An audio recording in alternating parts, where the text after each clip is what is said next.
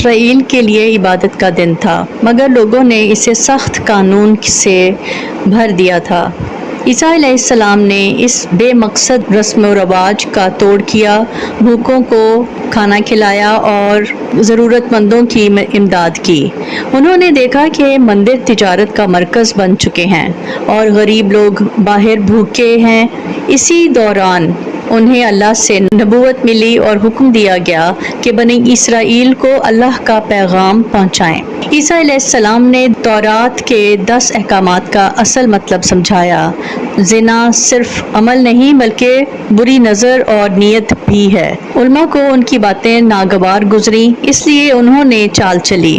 ایک عورت کو زنا میں پکڑ کر لائے اور پوچھا کہ کیا اسے سنگسار کیا جائے۔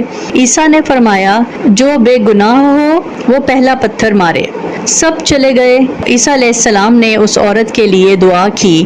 یہ ثابت کیا کہ اللہ کے پیغمبر رحم دل ہوتے ہیں، قاتل نہیں۔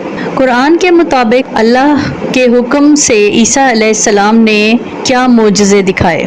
پالنے میں بولنا، مٹی سے پرندہ بنا کر اس میں جان ڈالنا، جنم سے اندھوں کو ٹھیک کرنا، کوڑ کے مریض کو شفا دینا، مردوں کو زندہ کرنا، لوگوں کے گھروں کے راز جاننا۔